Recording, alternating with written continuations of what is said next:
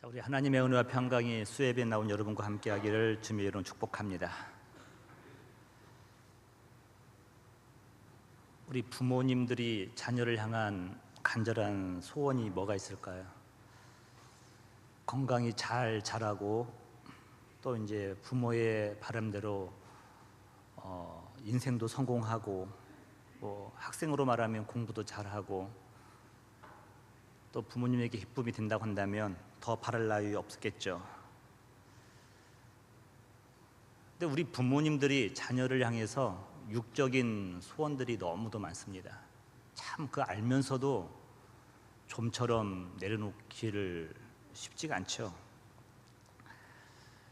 요즘 서점가에 가보면 그 신진 작가 이기주 씨라고 하는 분이 이제 요즘에 많이 이제 활동하고 계시는데, 뭐 언어의 온도, 언어의 품격, 또 그다음에 한때 소중했던 것들. 그분이 자기 가정사를 잠깐 소개하면서 어린 시절 한 사건을 언급합니다. 그 어린 시절 이른 아침에 아버지가 입원해 있는 병원으로부터 한 통화의 전화가 옵니다. 그 말없이 전화줄을 비비고 오던 어머니께서 전화 수화기를 내려놓고 자고 있는 자기에게 억지로 옷을 입히면서 병원으로 가기 전에 한마디를 던지는 겁니다. 너는 크게 자라야 한다. 하지만 다만 천천히 자라다오. 이런 말을 했다고 그래요. 이 작가는 그 아버지를 황망 중에 보낸 어머니가 자식을 향한 간절한 마음으로 이해했습니다. 너는 크게 자라야 한다. 대부분의 부모님들은 빨리빨리 자라라는 거죠. 그런데 이 부모님은 다만 천천히 정도를 걸어라는 거죠. 천천히 바른 길을 가라는 겁니다. 옳은 길을 가라는 것이죠. 우리 하나님 아버지께서 저와 여러분을 향한 소원도 있습니다. 하나님은 자기 백성, 자기 자녀를 향한 소원이 있는데, 그 간절한 소원이 성경을 어디를 보더라도 세속적인 주제에 대해서는 언급하고 있지 않습니다. 저분이 우리 하나님 맞나 싶을 정도로 우리가 직업이 무엇이고 우리가 어떻게 인생을 성공할 것인가에 대해서 언급이 없으셔요. 다만 그분의 가장 간절한 바람이 성경 곳곳에서 녹아 있습니다. 지지난주에 제가 여러분과 나눴던 지난번 시간이죠. 레위기 11장 45절에 보니까 하나님의 소원이 이렇게 말씀하고 있어요. 나는 너희의 하나님이 되려고 너희를 애굽 땅에서 인도하여 낸 여호와라. 내가 거룩하니 너희도 거룩할지어다. 하나님은 이스라엘 백성들의 하나님이 되기를 원한다는 겁니다. 수많은 민족의 우상 중에 하나가 아니라는 거죠. 여호와 하나님은 이스라엘 백성들의 하나님이라는 겁니다. 또 그러면서 백성들을 향한 기대가 뭐냐면 내가 거룩하니 너희도 거룩하라고 말씀하고 있죠. 그러니까 하나님을 사랑하는 성서 인물들을 보면 이 하나님의 뜻을 이루고자 위해서 부단히 노력하는 것을 보게 됩니다. 하나님의 그의 자녀를 향한 지대한 관심, 거룩함입니다. 세상과 구별된 것이죠. 육적으로 잘 나간 것도 하나님께서는 기뻐하실 것 같아요. 그런데 영적으로 성숙해지면서 영적으로 주님과 깊은 교제를 나누는 것을 하나님이 원하신다는 겁니다. 한마디로 말하면 이거예요. 아버지의 형상을 닮아가는 거예요. 자녀가 사랑스러운 이유는 알게 모르게 아버지를 닮아간다는 겁니다. 하나님이 저와 여러분을 보시면서 기뻐하는 게 뭐냐면 자기 형상을 닮아가는 것을 기뻐한다는 거죠. 그 길을, 방법을 레위기가 저와 여러분에게 알려주고 있습니다. 참 딱딱한 것이죠. 딱딱한 말씀이지만 엄청 의미가 있는 말씀들이죠. 레위기 11장은 땅에 부정한 것을 가까이 하지 말라는 겁니다. 부정한 것은 전염성이 있다는 거예요. 영향력을 끼친다는 거예요. 파괴력이 있다는 겁니다. 그러면서 오늘 12장은 산모에 대한 결례를 말씀하시면서 정결의식에 대해서 말씀을 하고 있습니다. 오늘 본문을 보면은 여러분들 좀 고개를 갸우뚱할 만한 이야기들이 참 많이 있어요. 먼저 자녀를 낳은 산모가 일정 동안 부정하다는 것이 참 우리에게 말씀을 전하면서도 의아해합니다. 참 아름다운 일이잖아요. 생명을 잉태한 것, 낳은 것, 축복된 일인데 왜 하나님께서 그 산모와 아이가 일정 기간 동안 부정하다고 말을 하실 것인가에 대해서 생각을 해보게 됩니다. 오늘날 상식적으로 보면 혼란스럽습니다. 근데 영적인 의미를 보면요, 이렇게 문맥을 보면 레위기가 전체적으로 거룩에 이르는 길 아닙니까? 그 안에서도 산모와 신생아조차도 거룩한 삶을 살아야 된다는 것을 우리가 가늠해 볼 수가 있습니다.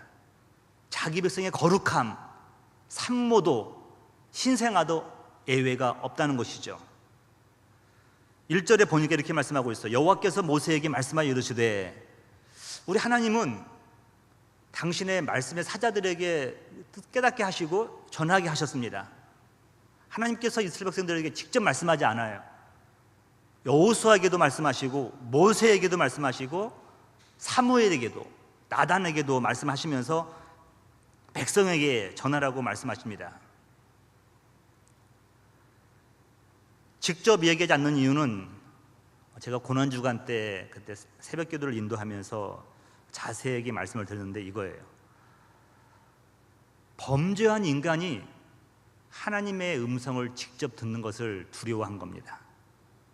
우상을 만들었던 백성들이 하나님의 음성을 듣는 걸 두려워한 거예요. 그래서 모세에게 이렇게 부탁을 합니다. 출애굽기 20장 19절인데 모세에게 이르되 당신이 우리에게 말씀하소서 우리가 들으리이다. 당신이 말씀하소서 그러면 우리가 듣겠나이다.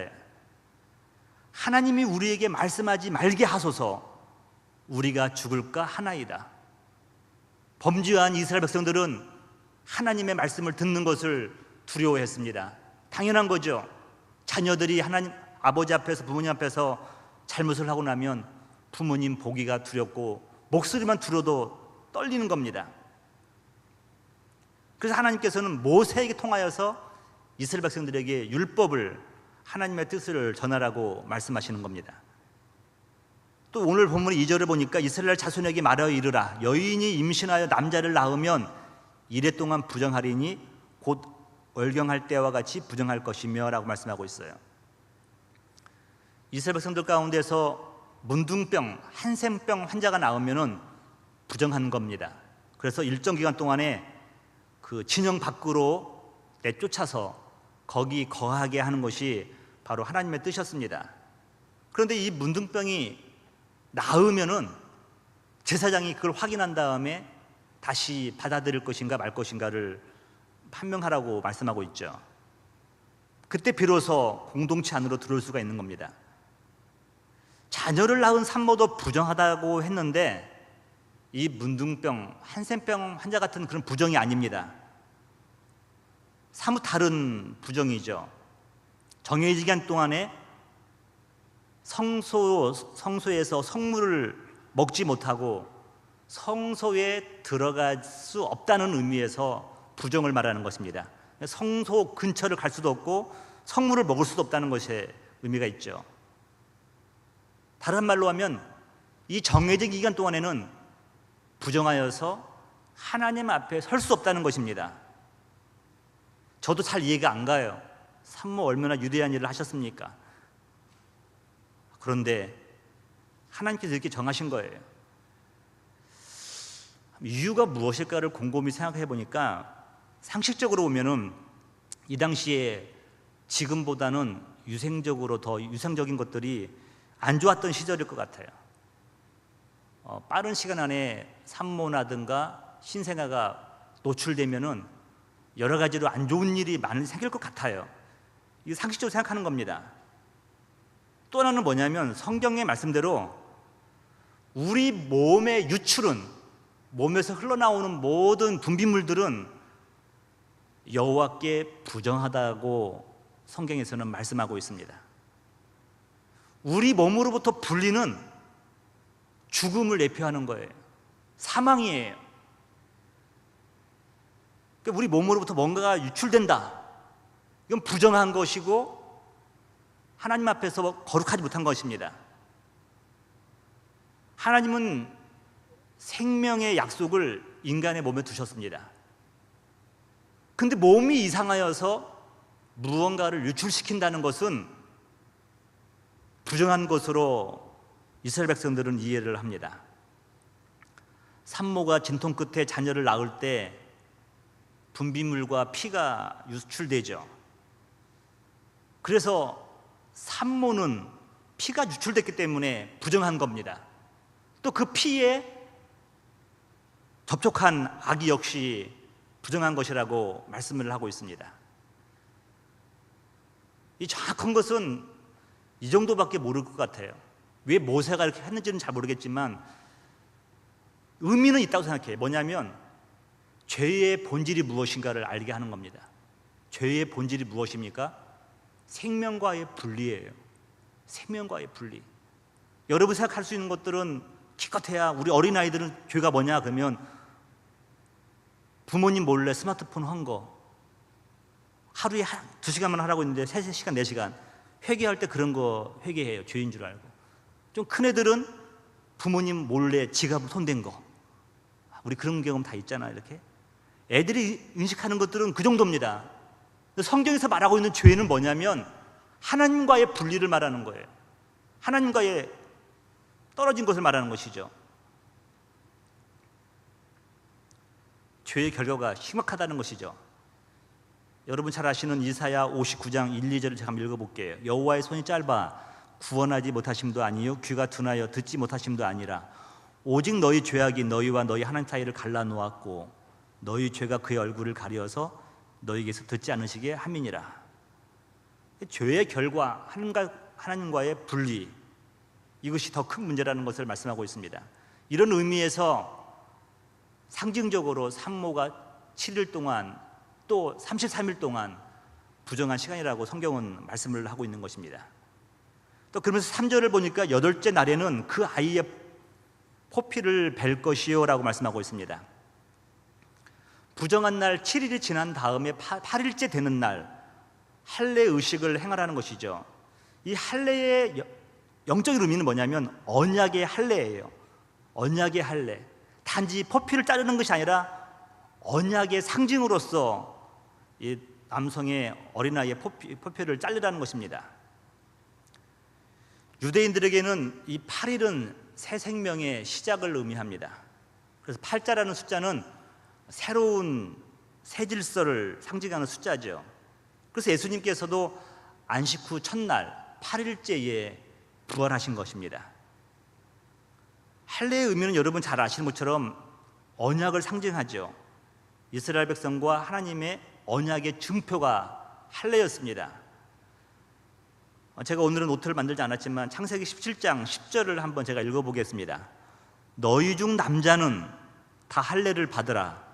이것이 나와 너희와 너희 후손 사이에 지킬 내 언약이니라. 그러니까 할례를 받는 것이 아브람과 후손 사이에서 못 지킬 언약이라고 말씀하고 있습니다. 너희는 포피를 베어라. 이것이 나와 너희 사이의 언약의 표징이니라.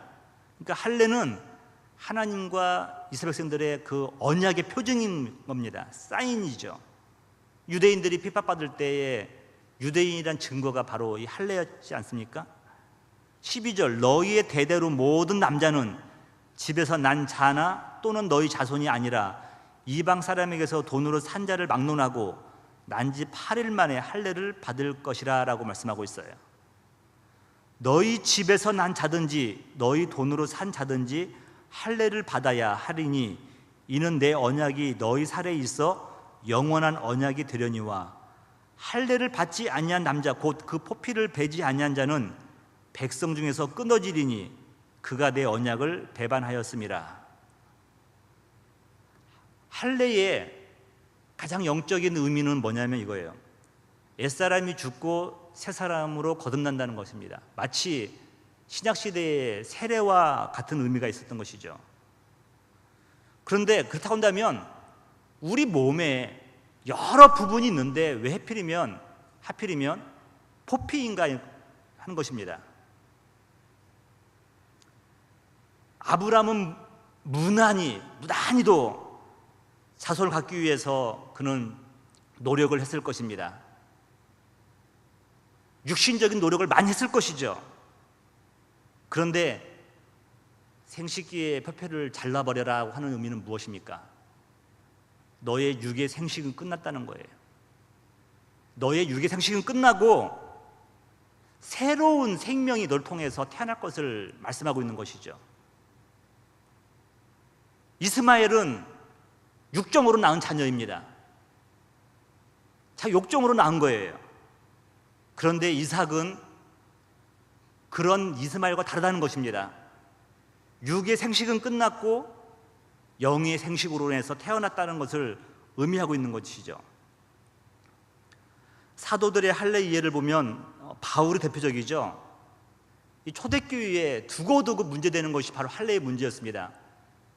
유대인이면서 그리스도를 믿는 자들은 내가 예수를 믿지만 할례를 받아야 구원을 받는다라고 고집을 합니다. 근데 이방인들은 말하기를 예수만 믿으면 됐지 왜 우리가 할례를 받냐라고 그렇게 서로가 의견이 분분합니다. 이때 사도 바울이 이제 이 문제를 해결하는데 할례로 우리가 의로워질 수 있는가라는 질문을 던집니다. 할례로 의로워질 수 있는가? 유대인들은 예스 그렇다는 거죠. 왜냐하면 하나님께서 아브라함에게 명령하신 것이 할례이기 때문에 이걸 지켜야 구원을 받을 수 있다고 생각을 합니다. 그런데 사도 바울이 성경을 빠꾸미처럼 분석해냅니다. 하나님께서 아브라함을 의롭다고 한 게 언제인지 아십니까? 창세기 15장 6절이죠. 하나님이 아브라함이 하나님을 믿으니까 하나님께서 아브라함을 의로 여겼다고 말씀하고 있어요. 그 믿음을요. 그런데 15장에서 의로움을 준 다음에 17장에 와서 할례를 명령하는 거예요. 그러면서 말하기를 뭐냐면 보라, 믿음이 먼저냐 할례가 먼저냐. 이 논증을 하니까 아무도 무슨 말을 못하는 거죠. 아브라함도 믿음으로 의롭다함을 얻었다. 그러면서 이 할례는 하나님과 언약의 표징이지만 몸에다 하는 할례가 중요한 것이 아니라 마음의 할례가 중요하다는 것을 말씀하고 있죠. 로마서 2장 29절입니다. 오직 이면적 유대인이 유대인이며 할례는 마음에 할지니 영에 있고 율법 조문에 있지 아니한 것이라. 그 칭찬이 사람에게서가 아니요 다만 하나님에게서니라 라고 말씀하고 있습니다. 할례는 마음에 할 것이라 라고 말씀하고 있는 거예요. 그런데 우리는 지금 레위기가 바로 율법 아닙니까? 율법 보면서 난지 8일 만에 모든 산의 아이들은 할례를 받았다. 다른 말로 하면 하나님과의 언약 관계에 있어야 된다는 것을 말씀하고 있는 것이죠. 오늘날은 우리에게 할례가 어떤 의미가 있습니까? 우리도 여전히 하나님과 우리 사이에 새로운 언약이 형성되었어요. 바로 예수 그리스도가 새 언약의 증표로서 저와 여러분을 의롭게 하시는 줄 믿으시기 바랍니다. 옛 언약은 할례였어요. 새 언약은 갈보리 언덕에 십자가 죽으신 예수님께서 우리에게 언약의 증거로 오셨다는 것입니다. 또 4절을 볼게요. 그 여인은 아직도 33일을 지내야 사녀리 깨끗하리니 정결하게 되는 기한이 차기 전에는 성물을 만지지도 말며 성소에 들어가지도 말 것이며, 여성들은 이때는 노동도 하지 말고 집에서 쉬면 되겠죠. 이래 동안 7일과 33일을 더하면 40일이잖아요. 그래서 한 해 아이를 낳은 여성은 40일 동안 집안에 있어야만 머물러야만 했습니다. 그런데 성경학자들이 이 본문을 보면서 왜 40일인가? 대한 해답을 찾고자 노력을 했어요. 근데 이 40이라는 숫자가 이스라엘 백성들에게는 특별한 의미가 있습니다. 예수님도 40일 금식하셨죠? 모세도 40일 금식했죠? 이스라엘 백성들이 광야에서 40년 그들이 유랑했죠? 이 40이라는 숫자는 언약의 숫자라는 거예요. 언약의 숫자. 그러니까 여성이 7일과 33일을 부정한 가운데서 머무는 시간이 뭐냐면 하나님과 언약의 시간이라는 것을 말씀하고 있습니다. 출애굽기 24장 16절부터 한번 읽어볼게요. 여호와의 영광이 시내 산 위에 머무르고 구름이 엿새 동안 산을 가리더니 일곱째 날에 여호와께서 구름 가운데서 모세를 부르시니라. 엿새 동안에는 아무런 표정이 없이 구름에 산이 가려 있더니만 7일째 되는 날 시내산에서 하나님께서 모세를 부르시는 겁니다.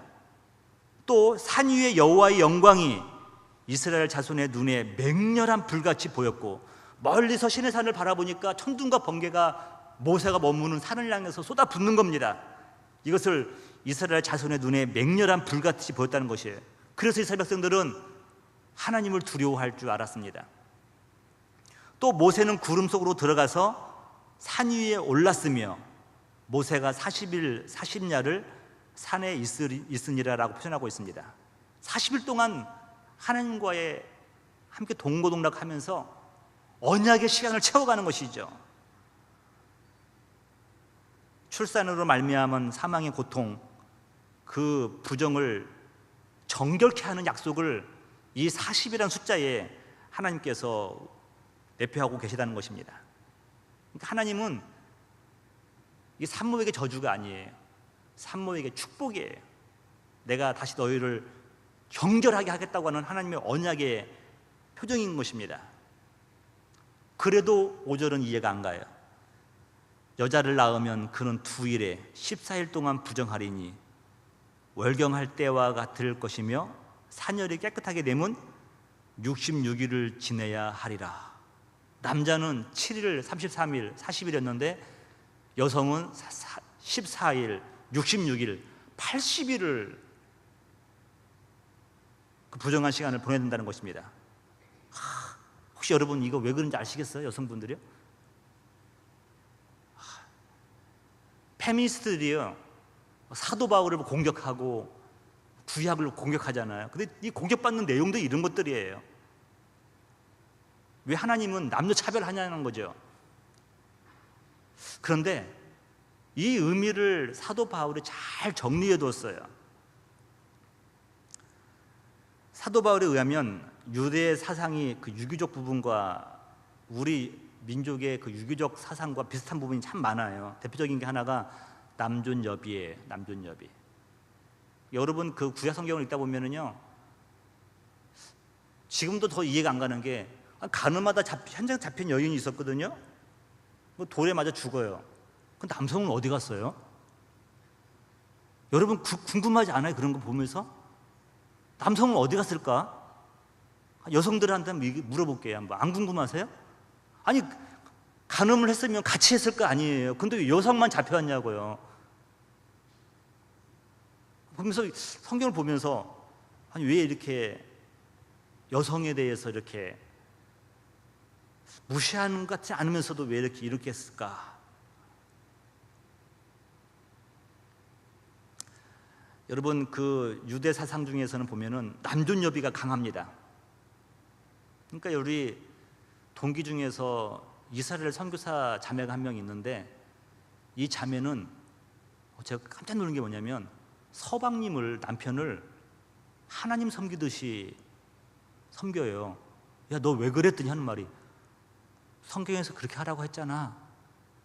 다른 이유가 없어요. 성경에서 그렇게 말했기 때문에 그렇다는 거예요. 야, 너 참 대단하다. 근데 나 너 같은 아내 안 만난 거 다행인 것 같다. 내가 그랬어요. 통하지가 않아요, 여러분. 네? 여러분 이런 사상 가운데 이 복음은 자유함을 주었습니다.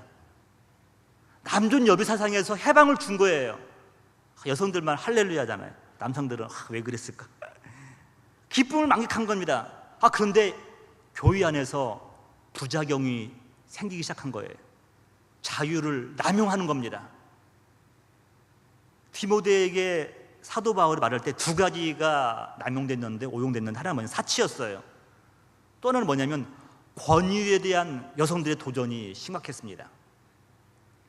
그래서 디모데전서 2장 9절에 보니까 이와 같이 여자들도 단정하게 옷을 입으며 소박함과 정절로서 자기를 단장하고 따은 머리와 금이나 진주나 값진 옷으로 하지 말고 오직 선행으로 하기를 원하노라. 이것이 하나님을 경외한다는 자들에게서 마땅한 것이니라. 여성들이 별로 아멘 안 하잖아요. 남존 여비 사상에 물들었던 교회 공동체에 복음의 자유가 들어오니까 너무너무 자유가 좋은 거예요. 만끽했는데 하나가 이제는 그 사치로 드러나기 시작한 겁니다. 사치로. 근데 문제가 뭐냐면 있는 사람들은 화려하게 하고 오는데 가난한 자들은 남루하게 오는 겁니다. 알게 모르게 교회 안에서 계급 아닌 계급처럼 계층이 생겨가는 것입니다. 사도 바울이 가만히 있을 리가 없죠. 그래서 너희들을 아름다움을 꾸미려고 할 때 외모로 하지 말고 10절 보면 선행으로 하기를 원하노라. 선행으로 너희 단장을 하는 거예요. 하나님이 이것을 기뻐한다고 말씀하고 있잖아요. 이게 바로 사치에 대한 사도 바울의 권고였습니다. 또 여성들이 남편이라든가 남성들에 대한 권위에 대한 도전은 바울이 한마디로 이거였어요. 순종하라. 여성들 아멘 하십시오. 순종하라. 저도 이렇게 말을 하면서 이게 바울이 왜 순종하라고 했을까? 이 페미니스트들이 바울을 막 못 잡아먹어서 안달이잖아요. 근데 여성들로 하여금 순종하라고 하는 이유를 두 가지를 제시하고 있습니다.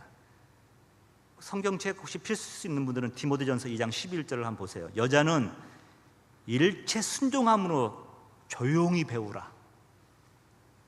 여자가 가르치는 것과 남자를 주관하는 것을 허락하지 아니하노니 오직 조용할지니라. 이는 아담이 먼저 지음을 받고 하와가 그 후며, 지금 사도 바울이 여성들이 교회 안에서 잠잠히 있어야 될 이유 첫 번째를 뭘로 쟀냐면 창조의 원리라는 거예요. 하나님께서 먼저 아담을 지으시고 그 다음에 그의 갈비뼈로 이브를 세웠다는 겁니다. 지금이야 여러분 아내에게 매맞는 남편이 엄청 많아요. 창조적 원리가 어디 있습니까? 그런 성경은 사도 바울은 말하고 있어요. 아담이 먼저 지음을 받았고 하와가 그 후기 때문에 창조적 원리에 의해서 여성들이여 순종하라라고 말씀하고 있는 것입니다. 또 하나는 뭐냐면 중요한 것이죠. 14절이에요. 아담이 속은 것이 아니고 여자가 속아 죄에 빠졌습니다. 그러나 여자들이 만일 정숙함으로써 믿음과 사랑과 거룩함에 거하면 그의 해산함으로 구원을 얻으리라. 그러니까 아담을 통해 죄가 들어온 것이 아니라 이브가 사탄에게 꿰임 넘어가서 남편을 꼬셨기 때문에 거기에 대한 징벌로서 조용 순종하라고 사도 바울은 말을 하고 있는 것입니다. 여러분 이 정도 되면 여러분들이 지금으로는 잘 이게 맞지 않는 부분들인데 성경에서 말하고 있는 우리는 이대로 하라는 것이 아니라 그 의미가 뭔가를 찾으면 되는 거예요. 그래서 여러분 남자는 40일이면 남자 아이를 낳은 여인은 40일이면 정결해질 수가 있었지만 여성을 낳은 산모는 80일을 기다려야만 했습니다. 또 오늘 본문 6절입니다. 아들이나 딸이나 정결하게 되는 기한이 차면 그 여인은 번제를 위하여 1년 된 어린 양을 가져가고 속죄제를 위하여 집비둘기나 새끼나 산비둘기를 회막문 제사장으로 가져갈 것이요. 이제는 날짜가 기한이 지난 다음에 40일이 되었던 80일이 되었던 이제 번제와 속죄제를 통하여서 완전히 하나님 앞에서 죄사함을 받는 겁니다. 7절 제사장은 그것을 여호와 앞에 드려서 그 여인을 위하여 속죄할지니 그리하면 산열이 깨끗해 하리라. 이는 아들이나 딸을 생산한 여인에게 대한 규례니라. 8절 마지막입니다. 그 여인이 어린 양을 바치기에 힘이 미치지 못하면 너무 가난하다는 거죠. 산비둘기 2마리나 집비둘기 새끼 2마리를 가져다가 하나는 번제물로 하나는 속죄제물로 삼을 것이요 제사장은 그를 위하여 속죄할지니 그가 정결하리라. 그러니까 이 의미가 여러분 큰 짐승, 소나 뭐 염소 이런 것이 아니라 집비둘기 새끼를 바쳐도 의미가 있다는 것은 뭐냐면 하나님께서 이걸 통하여서 산모와 신생아에게 의롭게 만들어주는 과정을 좀 설명해 주고 있는 것이죠. 그래서 제가 이제 말씀을 정리하면서 오늘 이제 묵상 통해서 몇 가지를 정리를 해봤는데, 제가 처음에 서두에 말씀드린 것처럼 하나님은 그 자녀들에게 거룩한 삶을 원하시고 거룩한 자녀가 되기를 원하시죠. 그런데 이 거룩의 개념에서 예외가 아무도 없다는 겁니다. 제사장도 그렇죠, 레위인도 그렇죠, 산모나 태아조차도 여호와 하나님 앞에서 거룩함으로 나가야 된다는 것을 말씀하고 있는 것이에요. 40일, 80일은 별로 중요하지 않은 것 같지가 않아요. 그런데 정결 시간을 가진 후에, 번제와 속죄제 후에 정결함을 얻게 되고 성소와 성물을 먹을 수 있다는 것입니다. 오늘날로 말하면 어떤 의미입니까, 여러분? 우리가 어찌 감히 하나님 앞에 나가서 성소에서 예배를 드리며 성물을 먹을 수가 있겠습니까? 그런데 예수 그리스도께서 갈보리 언덕에서 번제물이 되신 거예요. 속죄물이 되신 거예요. 하나님과 우리 사이에 화목제물이 되신 겁니다. 그래서 저와 여러분들이 정결함을 얻으신 줄 믿으시기 바랍니다. 그래서 이렇게 예배드릴 수도 있고 성물을 우리가 먹을 수도 있다는 것을 말씀하고 있어요. 내용이나 숫자보다 더 중요한 게 뭐냐면 하나님께서 얼마나 그의 자녀들이 거룩한 삶을 살기를 원하시는지를 우리는 발견할 수가 있습니다. 두 번째는 율법은 우리의 죄를 드러내지만 결코 우리를 구원의 길로 인도할 수 없다는 것입니다. 할례, 언약의 할례를 받은 것은 구원의 증표가 될 수 없다는 것이죠. 이제는 그것만 받았다고 해서 구원받은 것이 아니라 언약을 지킬 때 그 언약을 온전히 이루신 예수 그리스도를 믿고 그 안에 거할 때 그 언약이 효력이 있다고 사도 바울은 말을 하고 있는 것입니다. 여러분, 감히 누가 하나님 말씀을 율법대로 다 지킬 수가 있겠고 지켰다고 말할 수가 있겠습니까? 저는 우리 새벽 예배 때마다 아침에 기도를 하는데 저는 이게 굉장히 의미가 있다고 생각해요. 이게 왜냐하면 죄인됨을 드러내거든요. 우상을 섬기지 않겠습니다. 주의 이름을 망명되게 하지 않겠습니다. 부모님을 공경하겠습니다. 살인하지 않겠습니다. 간음하지 않겠습니다. 도둑질하지 않겠습니다. 거짓말하지 않겠습니다.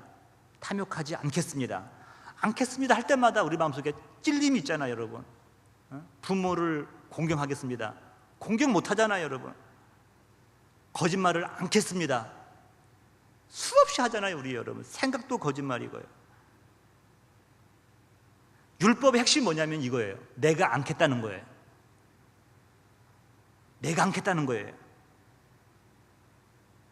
그런데 여러분, 내가 않겠다고 하는 외침으로만 구원받을 수 있습니까?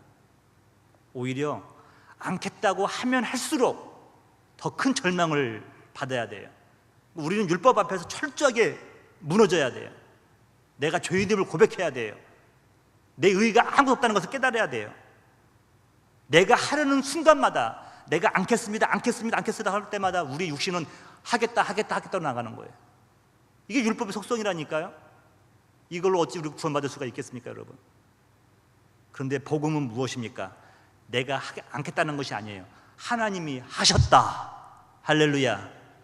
하나님이 하셨다가 복음이에요. 율법은 내가 않겠다는 거예요. 않겠다는 거예요. 근데 복음은 하나님이 다 이루셨다는 겁니다. 하나님께서 구원을 계획하시고 그의 아들 예수 그리스도를 통해서 구원을 실행하시고 성령을 통하여서 그의 구원에 인치시잖아요. 확증하시잖아요. 않겠습니다가 아니에요. 이제는 하나님을 사랑하고 이웃을 사랑하겠습니다. 할렐루야. 율법은 않겠습니다. 않겠습니다. 찔려서 죄인됨을 발견케 하고 십자가를 만나가지고 이제는 하나님 사랑을 깨닫는 다음에는 이제는 하나님을 사랑하고 이웃을 사랑하겠습니다 라고 나가는 것이죠. 그게 복음의 시대가 도래된 거예요. 율법의 요구를 다 이루신 예수님께서 마지막 숨을 거두시면서 하신 말씀 있잖아요. 요한복음 19장 30절, 다 이루었다 하시고 다 이루었다 머리를 숙이니 영혼이 떠나가시니라. 다 이루었다. 뭘 이루었습니까? 율법의 요구를 다 이루신 거예요. 저와 여러분들이 예수 그리스도를 믿으면 율법의 요구를 저와 여러분이 다 이루신 줄 믿으시기 바랍니다. 우리는 이제는 않겠습니다로 떨 필요가 없어요. 그리스도 예수 안에서 하나님을 사랑하고 이웃을 사랑하는 거, 이게 율법, 이게 십계명이잖아요. 1에서 4번까지가 하나님을 사랑하고 5번부터 10번까지가 이웃을 사랑하겠다는 거 아니겠습니까? 더 이상 우리는 율법 아래에 있는 것이 아닙니다. 저와 여러분들은 복음 아래에서 자유함을 누리시면서 기뻐하는 여러분 되시기를 주님의 이름으로 축복합니다.